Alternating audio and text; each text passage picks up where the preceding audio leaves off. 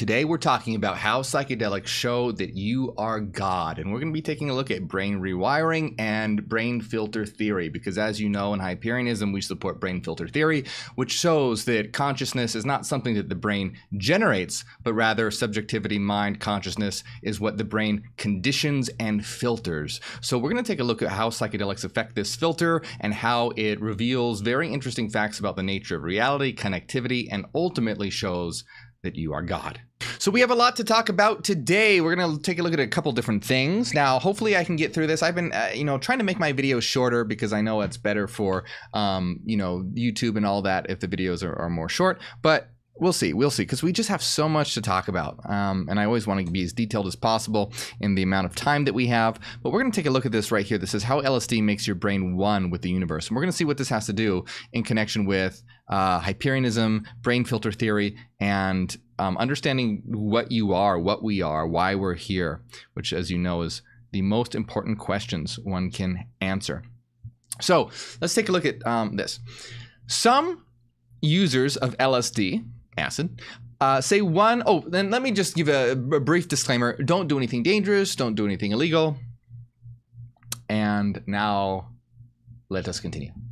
Always do your own due diligence, all that research and all that. Some users of LSD say one of the most profound parts of the experience is a deep oneness with the universe. So that's something that we're going to be looking at. This is going to be important. So those who use LSD and other psychedelics as well, such as psilocybin, magic mushrooms, all these things, talk about a oneness with the universe, having this. And not only that, there's other things as well that we're going to examine and answer the question why.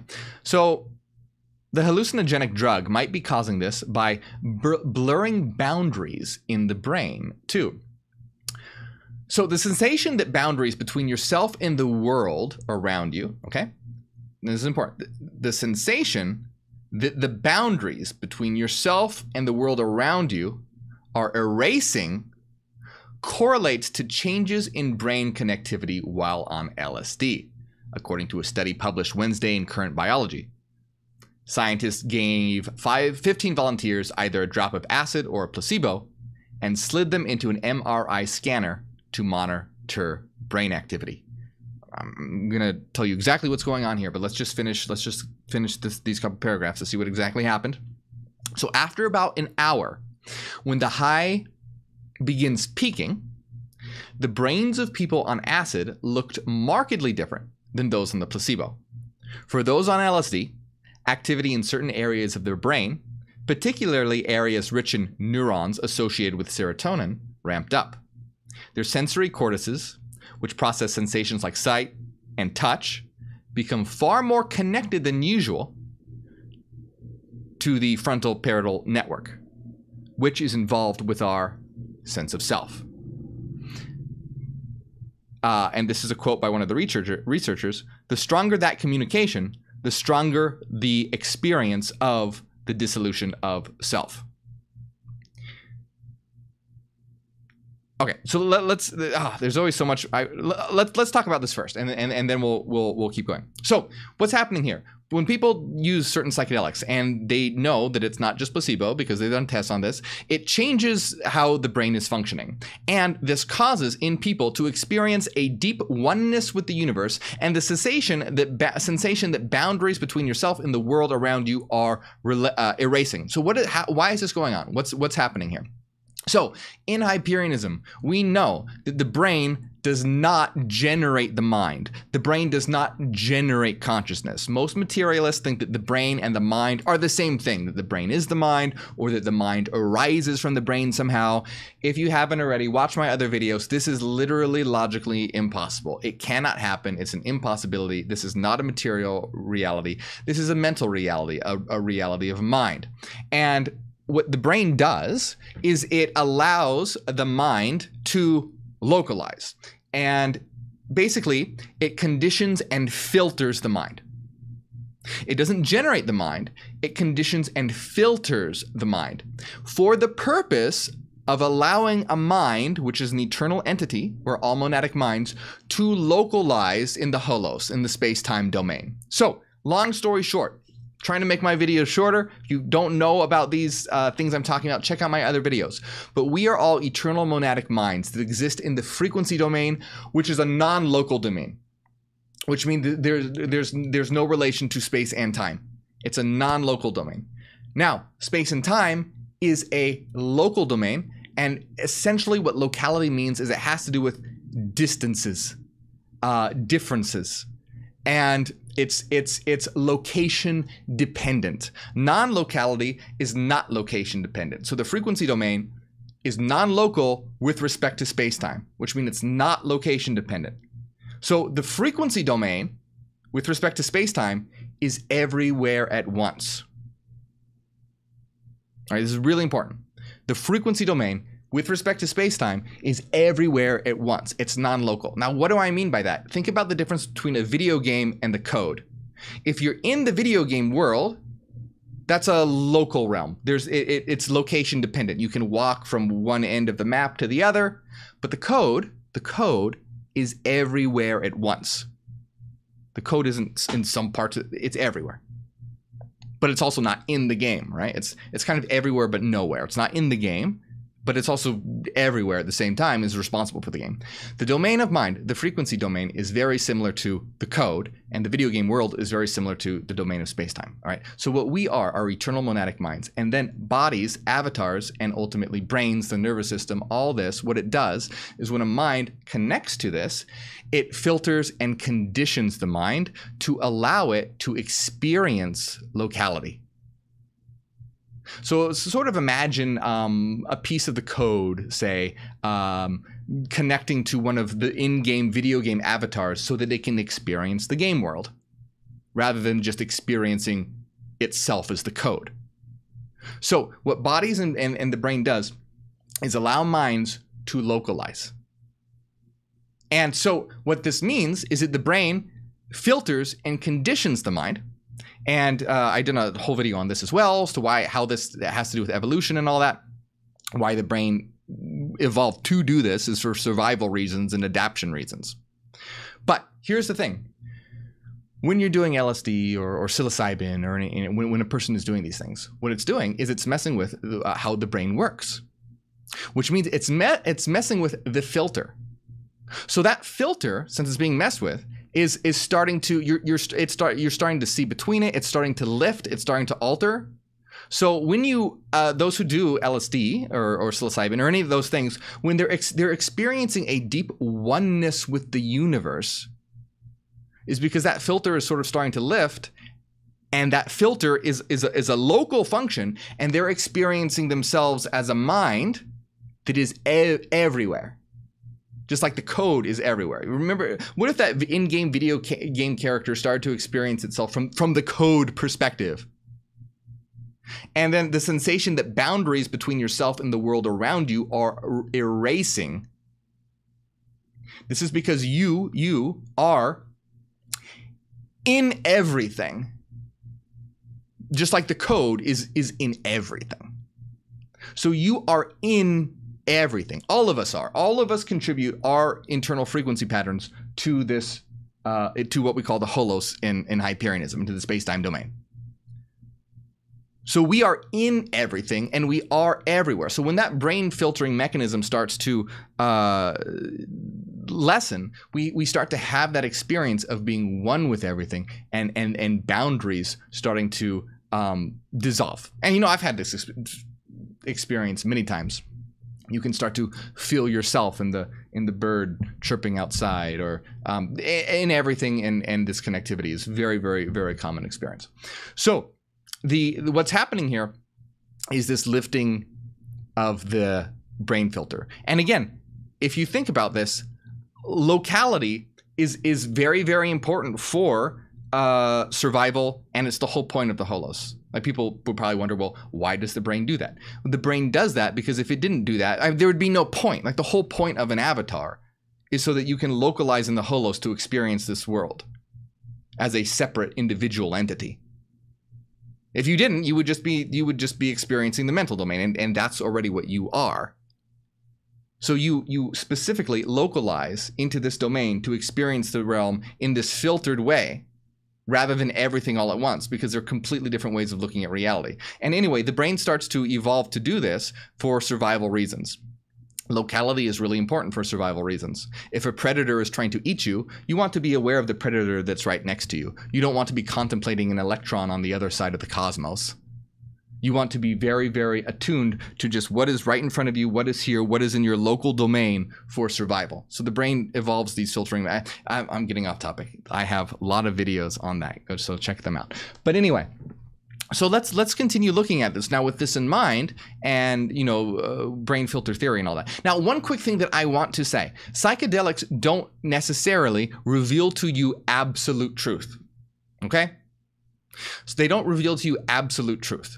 They give you an experience. Now, experiences aren't truth. Experience is an experience. You can experience things that aren't true all the time. You can experience illusions. You can experience you can have the experience that matter, something real and separate from you, which is not. It's dependent upon you and us as minds. So even though you're having this powerful psychedelic experience, I want to just remind you that it is an experience. It's not necessarily that you are. Experience itself is not truth. What is true is being able to understand what reality is through reason. Reason is what ultimately gives you truth. But nonetheless, these are very powerful, transformative experiences that can be beneficial if interpreted correctly and applied correctly and integrated correctly. Now, also, that being said, don't ever feel pressured. You don't have to do these things. Don't ever feel like you have to do. If you're not comfortable, don't do them. Don't do anything dangerous. Don't do anything illegal. Do your own research.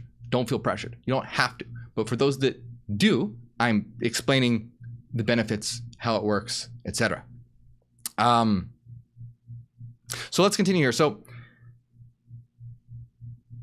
Tagliazucchi, that's the researcher, speculates that what's happening is a confusion of information. Your brain on acid, flooded with signals, crisscrossing between these regions, begins muddling the things you see, feel, taste, or hear around you. This can create the perception that you and, say, the pizza you're eating are no longer separate entities. You are the pizza and the world beyond the windowsill. You are the church and the tree and the hill. Now, you see what materialists are thinking is they're like, oh, well, the brain just must be malfunctioning. No, what's happening with your brain being flooded with signals as they're crisscrossing between regions as they're describing? What's happening? It's not that the brain is having some sort of error and you're mistakenly thinking certain things. What's happening is that the filter is being lifted. The filter is not doing what it is supposed to be doing, which is giving you a localized experience. You're starting to see the cracks and experience that non-local experience. And so yes, you feel yourself in everything, not as separate entities. It's the world beyond the windowsill, the church, the tree, and the hill. Now, I want to remind you that we all contribute to our own. We all contribute to the frequency components of the space-time domain. So, we are, all of us, in everything, but we don't. So for example, me and whatever, like this object, my contributions to this are very, very minimal, yet they are there. All of us are contributing to this object so that it is a stable, persistent object. If we weren't all contributing to this object, if it was just me, I'd be able to change it at will. I could make it become a bunny right now, and I'd be a very famous magician. But that is not how it works. We are all contributing to it. So we are having the sensation of being one with the universe because we all of us are in everything. So Albert Hofmann, the discoverer of LSD, described this in his book, LSD, My Problem Child. A portion of the self overflows into the outer world, into objects which begin to live, to have a deeper meaning. He wrote, he felt that the world would be a better place if more people understood this. What is needed today is a fundamental re-experience of the oneness of all living things. The sensation is neurologically similar to synesthesia.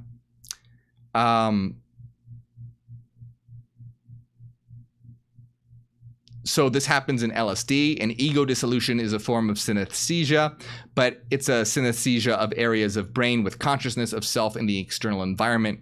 You lose track of which is which. So you see, from the materialist perspective, they basically just think that the brain is malfunctioning. And this is not the case. It's not that well, I mean, the brain is malfunctioning because it's supposed to be filtering, and it's not. But that's not how they perceive it, you know, because obviously they don't think that, they believe that realities matter and that we really are all separate. So they think that there's just sort of a confusion in your mental processes. But what is happening is that filter is lifting. Let's see.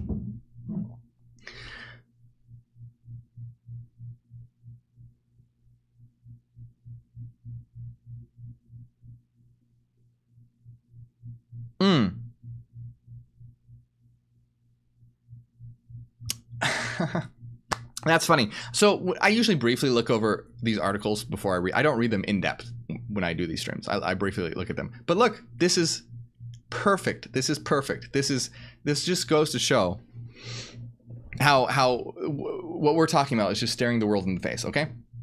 So Tagliazucci and other researchers also measured the volunteers' brain electrical activity with another device.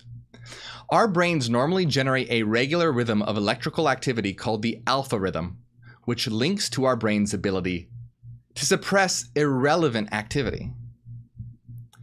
But in a paper published on Monday, etc., he and several co-authors show that LSD weakens the alpha rhythm.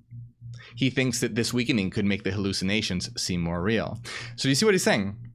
Our brains normally generate a regular rhythm, which is our brain's ability to suppress irrelevant activity. But the suppression is weakened during LSD states. I mean, that's what we've been talking about. The brain is a filter that filters out irrelevant information. It needs the relevant information to your survival due to natural selection and adaptation and needing to generate an avatar that lives and is a stable function that can persist for a certain amount of time. And so what's happening is right here, this filter is being lifted. This suppression of irrelevant information is weakening and coming in. So the idea is intriguing, if still somewhat speculative, says Charles Grob, a psychiatrist. They may genuinely be onto something. This should really further our understanding of the brain and consciousness. And he says the work highlights hallucinogens' powerful therapeutic potential. The altered state of reality that comes with psychedelics might enhance psychotherapy, Grob thinks. Hallucinogens are a catalyst, he says. In well-prepared subjects, you might elicit powerful altered states of consciousness. This has been predictive of positive therapeutic outcomes. In recent years, psychedelics have been trickling their way back into the psychiatric research. By the way, this is from npr.org, if anyone would like to read this. LSD was considered a good candidate for psychiatric treatment until 1966, when it was outlawed and became very difficult to obtain. All right, et cetera, et cetera, et cetera. This is, let's see. Oh, see, I love this. I love this. I love this. He imagines a future where psychedelics are commonly used to treat a range of conditions. There could be a peaceful room attractively fixed up with nice paintings, objects to look at, fresh flowers, a chair or recliner for the patient, and 2 therapists in the room. A safe container for that individual as they explore deep inner space, inner terrain. This is something we will absolutely have in Nuterra. We need this. We need to be able to have give people the ability to have these meaningful experiences in a safe environment with specialist therapists there to make sure you're there, make sure you're safe, make sure you're comfortable, because they've done some of these experiments before. Dr. Rick Straussman did experiments with DMT, but you did it in a clinical session, like a doc. You know, you're in a hospital or wherever, hooked up to IVs and all these different things. If you're on psychedelics, that is not a healthy situation to be in. Your mind will start to be kind of traumatized. You want to make sure that you're in a very safe, a place you feel very safe, a place where you feel very comforted, a place where there are people there to comfort you if you need it, because you can have bad trips. You don't want to be in a clinical doctor's office with, like, you know, nurses and doctors in lab coats with, like surgical paraphernalia, that can cause a very, very bad trip. So we absolutely need these areas and specialists to be able to facilitate healthy trips. So let's see. Grubb believes that the right candidate would greatly benefit from LSD or other hallucinogen therapy, though he cautions that bad experiences still can happen for some of the drugs. Yes, absolutely. Absolutely that can, because you're exploring your unconscious. You're exploring so much, and there's a lot of dark things in there. So there are those who are at risk for schizophrenia, may want to avoid psychedelics. That is another extremely good point. That's why I always say, don't do anything dangerous, don't do anything illegal, do your own research. Don't ever feel pressured like you need to either. You don't have to at all. There's been evidence saying that what could happen is LSD could trigger the disease and turn it into a full-fledged schizophrenia. There's a lot of debate around this, but it's an open topic and something important to consider. So I'm not here to tell you psychedelics are the cure for everything. They're the best thing in the world. They show you absolute truth. There's no danger whatsoever. No, I'm not saying that. Psychedelics are a tool. Tools can be misused. There's dangers there, but there's also very potential positive things as well. Does it show you absolute truth? No, it doesn't. It gives you an experience, but these experiences can be helpful and spur your growth. Can be. So Tagliazucci thinks that this particular ability of psychedelics to evoke a sense of disillusion of self and unity with the external environment has already helped some patients. Psilocybin, magic mushrooms, has been used to treat anxiety with terminal cancer patients. And I love this, look. One reason why they felt so good after treatment is the ego dissolution, is they become part of something larger, the universe. This led them to a new perspective on their death. That's really powerful to have that experience. And this goes hand in hand with what we talk about in Hyperianism, is that humanity has this terrible perspective on death. And, it's still hard, very, very difficult thing to deal with. But in Hyperion, when you understand what you are, where you are, why you're here, when you understand that you are an eternal mind, when you realize that we're all in this together, death begins to lose its sting. It's always going to be something very, sort of scary and difficult.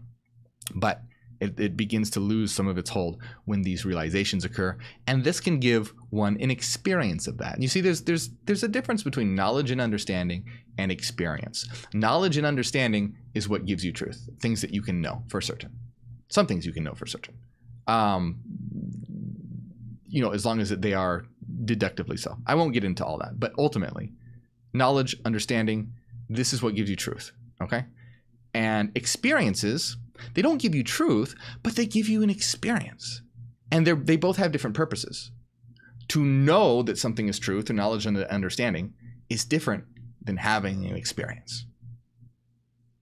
Experience is wonderful. Experience is fabulous. We can experience love. We can experience, all the beautiful things. And we experience beautiful works of art. We can experience, joy with our friends.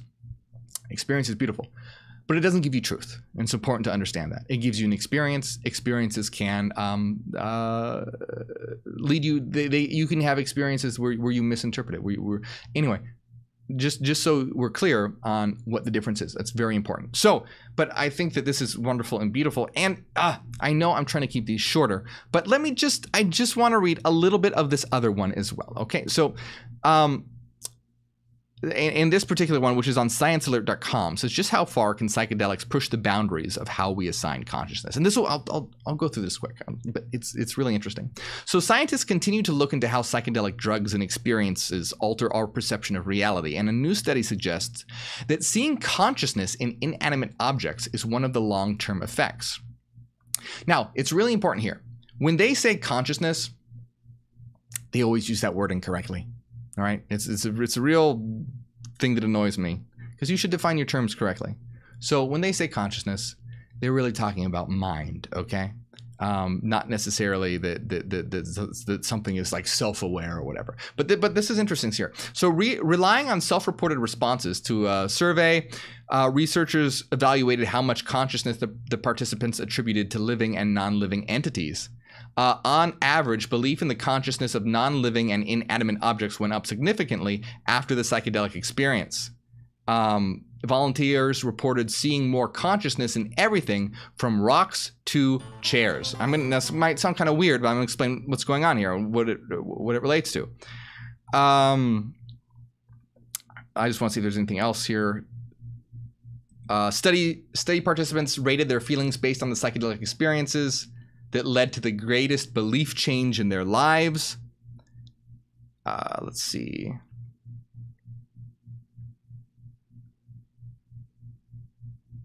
On average, participants indicated the belief-changing experience in question occurred 8 years ago. So this is kind of an aside, but also important that I want to mention. Psychedelics can alter people's beliefs and transform their beliefs drastically, dramatically. I've told you about friends of mine where this has happened. So psychedelics can be a very powerful tool if used correctly. They were a very big influence on my life as well. They were a very big catalyst for me to explore the domain of mind and to show. To give me an experience of why materialism is wrong. So psychedelics have been very important in my life and for exploring and understanding the mind. Let's see.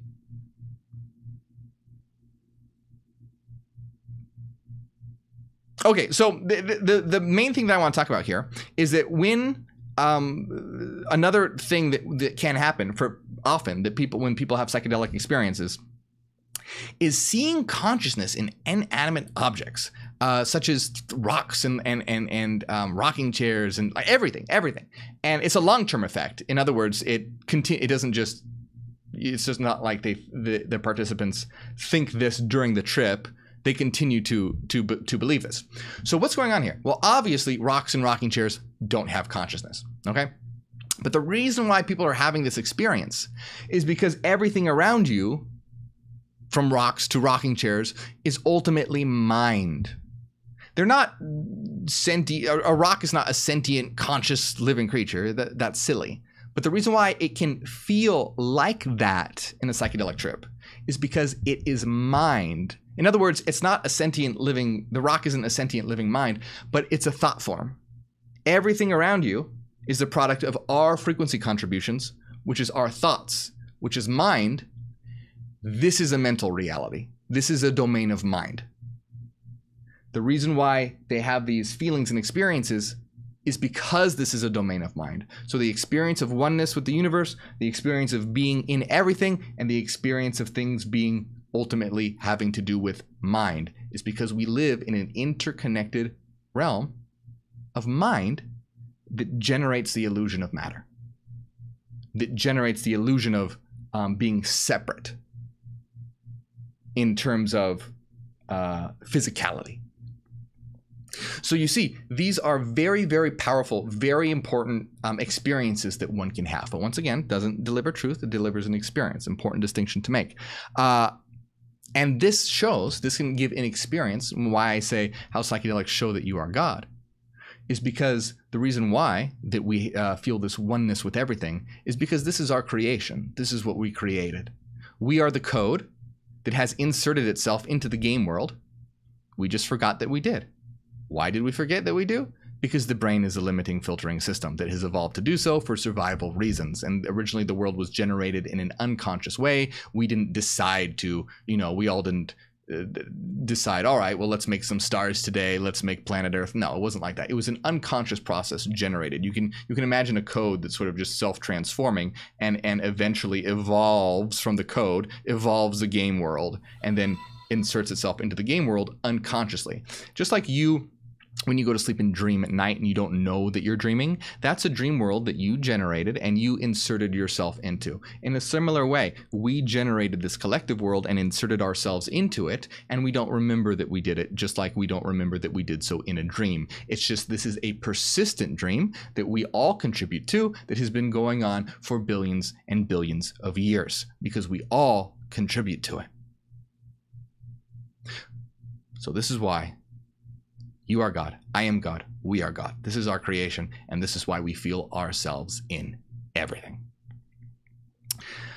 All right, well, I hope you enjoyed that, my friends, and I want to remind you that we are having a secret live stream after this, so if you support on Patreon, I will see you there. And I want to give a big shout out to everyone who does support on Patreon, especially Renaissance Fairy, Trent, Cassidy, Michael, Evie, Alan, Angela, Maria, Brian, Chubby Bunny, Megan, and High Expectations Counseling. If you enjoy my work, feel like you've ever gotten something or learned something from my videos, please consider supporting on Patreon. It helps a lot. It's how I'm able to do these videos, write my books, all that. and you'll get access to our secret live streams and a hidden Discord server, the Citadel. So thank you very much. The link should pop up right over here. I appreciate it.